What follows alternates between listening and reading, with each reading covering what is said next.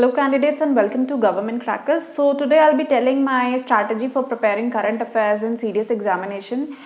CDS examination जो है it is somewhat similar to prelims examination. धीरे धीरे करके उसका जो difficulty level है it is somewhat raised in the past few years अगर आप compare करें. पहले क्या होता था, पहले UPSC prelims जो हैं that were most of the difficult examination. उसके बाद आपके जो आते थे वो आते थे assistant commandant के यानी CAPF के examinations. उसके बाद समवॉट सीडीएस का कहीं पे नंबर आता था नहीं. राइट नाउ जो ट्रेंड हो गया है, जो पास्ट फ्यू ईयर के पेपर्स आ रहे हैं उनको देखते हुए ये बोला गया है कि प्रीलिम्स के बाद now there are only 2 categories जिसमें आपका CAPF एंड सीडीएस के एग्जामिनेशंस को बिल्कुल पैरेलल इक्वल बेसिस पे रखा गया है, यानी जो डिफिकल्टी लेवल है वो रेज हो चुका है. तो किस तरह से आप अपने करंट अफेयर्स को प्रिपेयर कर सकते हैं, कौन सी बुक्स आपको फॉलो करनी चाहिए, इन सब के बारे में आज मैं बात करने जा रही हूँ. And I am going to share my strategy. Current affairs के लिए मैं कहूँगी कि सबसे पहले बात करते हैं साइंस सेक्शन के लिए. तो बायोलॉजी, फिजिक्स हो गए, केमिस्ट्री हो गए, इनके लिए मैं कहूँगी कि आप क्लास 6 to 12 अगर सिर्फ और सिर्फ NCERTs पढ़ लेते हैं that will be more than sufficient. क्योंकि यूजुअली सीडीएस के लिए मैंने देखा हुआ है करंट अफेयर्स के लिए बहुत ज़्यादा लोग स्ट्रगल करते हैं और इतना ज़्यादा वो बुक्स फॉलो करते हैं, यूपीएससी की बुक्स फॉलो करने लगते हैं which is suggested for prelims and mains also. तो विच इज़ नॉट रिक्वायर्ड. इतना ज़्यादा आपको मेहनत करने की ज़रूरत नहीं है for current affairs section, because उसके अलावा और भी पेपर्स होते हैं और भी सेक्शंस होते हैं जो आपको हेल्प कर सकते हैं एग्ज़ाम क्लियर करने के लिए. तो आप इन सेक्शंस को क्वालिफाइंग बना सकते हैं क्योंकि नो डाउट क्वेश्चंस जो हैं वो डिफ़िकल्ट आते हैं. अगर किसी को पसंद है तो आप डेफिनेटली इसमें अच्छा परफॉर्म कर सकते हैं, आप पढ़ सकते हैं, आपकी हैबिट में होगा. सबसे पहले मैं बोलूँगी कि जो मैंने जैसे बात की साइंस के लिए, तो आप NCERTs को पढ़ना मत छोड़िए. अगर आप 6 to 12 NCERTs पढ़ लेते हैं सारे सब्जेक्ट्स के लिए, चाहे आपका हिस्ट्री हो गया, चाहे पॉलिटी हो गया, इकोनॉमिक्स हो गया, अगर आप इन्हें पढ़ लेते हैं तो that would be more than sufficient आपके एग्जामिनेशन के लिए. पॉलिटी के लिए यूजुअली लोग बोलते हैं कि लक्ष्मीकांत पढ़िए. Laxmikanth definitely is a good book जहाँ से आप अपने कॉन्सेप्ट रिवाइज कर सकते हैं.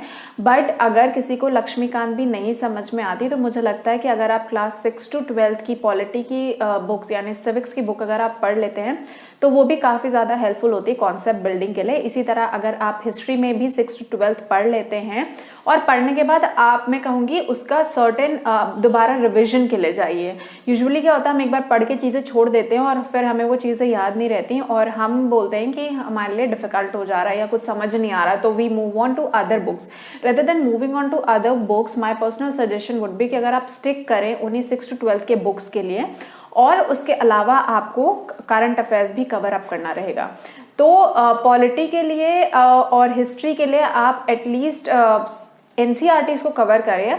इतना अगर आप कवर करते हैं तो मोर देन सफिशिएंट होगा, मैं कहूँगी, क्योंकि आप प्रीलिम्स के लिए जो है वो बुक सजेस्ट की जाती है, चाहे आपका स्पेक्ट्रम हो गया या पॉलिटी हो गए, तो उतना ज़्यादा डेप्थ में भी हमें जाने की ज़रूरत नहीं है because it takes lot of time to cover all this books. इतनी ईजी भी नहीं है जितनी ये लगती हैं. लैंग्वेज भी कंसर्न होता है, एक मेजर कंसर्न होता है.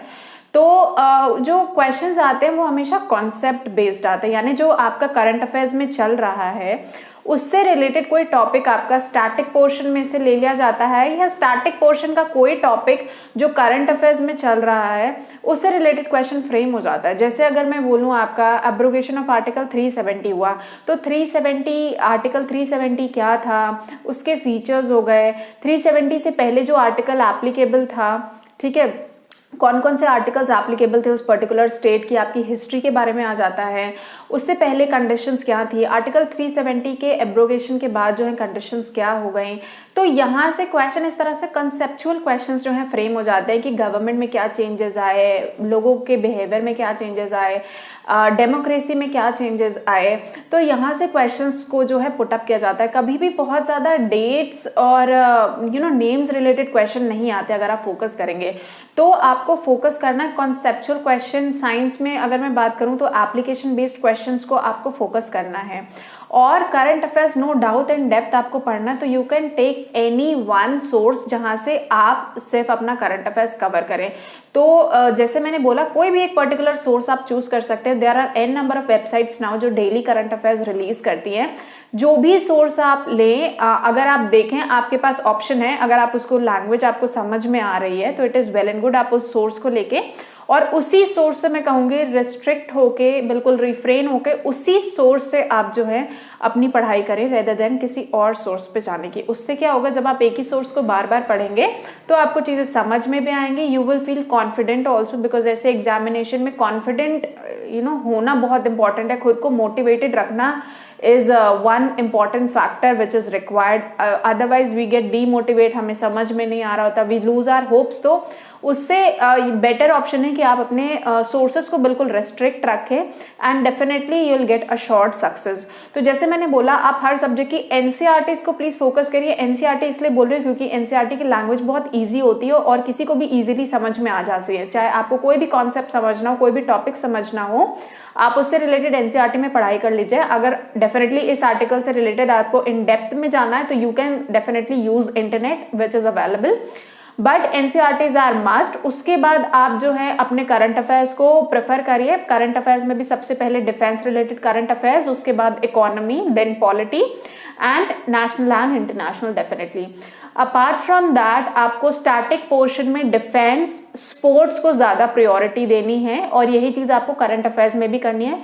जैसे मैंने बोला, कंसेप्चुअल क्वेश्चंस आते हैं और हर करंट अफेयर्स के टॉपिक को, लाइक अगर कोई स्पोर्ट्स रिलेटेड गेम्स हुए, कहाँ पे हुए, कैसे हुए, कितने कंट्रीज ने पार्ट लिया, कौन कौन से स्पोर्ट्स उस टूर्नामेंट में हुए, विनर कौन था, लूजर कौन था, इंडिया की रैंकिंग क्या थी, फर्स्ट कंट्री कौन थी, तो इस तरह के क्वेश्चंस ऑटोमेटिकली फ्रेम होते हैं। इसी तरह डिफेंस डील हुई तो किसके बीच में डील हुई, what was the deal about, manufacturing company कौन थी, किस प्रोडक्ट के बारे में डील हुई, कितना बजट था पूरी डील का, सामने वाले कंट्रीज के क्या बेनिफिट हैं, इंडिया के क्या बेनिफिट्स हैं, फिर उस कंट्री के साथ जो डील हुई है उससे पहले भी क्या उस कंट्री के साथ कोई डील्स हुई हैं। इस तरह से क्वेश्चंस जो हैं वो पुटअप होते हैं करंट अफेयर्स में।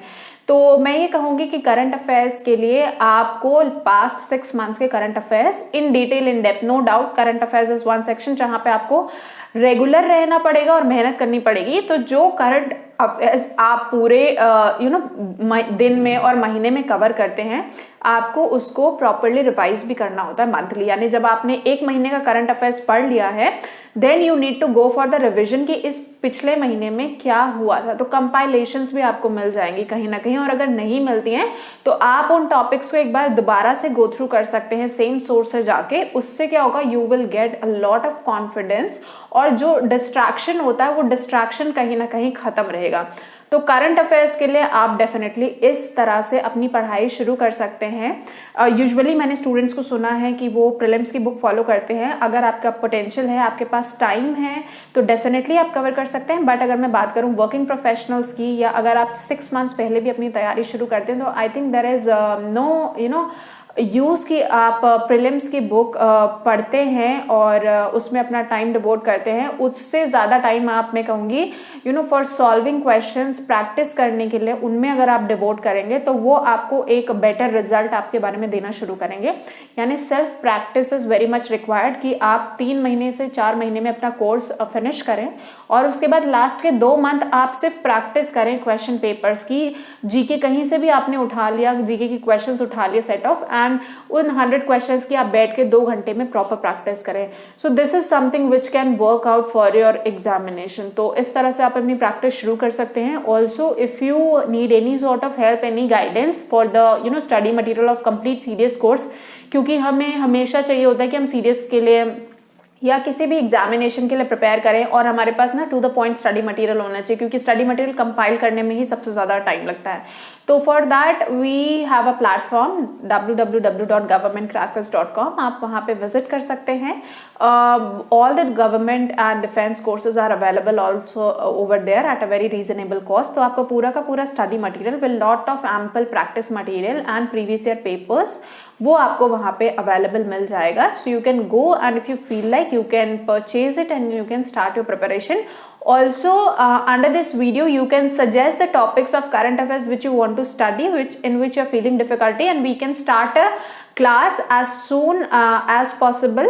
एंड आप लोग अपने टॉपिक्स बता दीजिए। हम CDS 2021 की जो CDS 1 एग्जामिनेशन है उसकी हम क्लासेस जो हैं वो एक टाइम पे प्लान करके वी कैन स्टार्ट इट, जहाँ पे everyday will meet, will discuss particular topic और इससे कॉन्सेप्ट बिल्डिंग और कॉन्सेप्ट क्लियर भी हो जाएंगे। ठीक है, so we can start with this. आप लोग अपने टॉपिक्स को कमेंट कर सकते हैं and with the majority will start the topics and classes as soon as possible. So I'll see you in the next session with my next video where I'll be talking about the English section also and mathematics section also. Till then, Jai Hind and best of luck.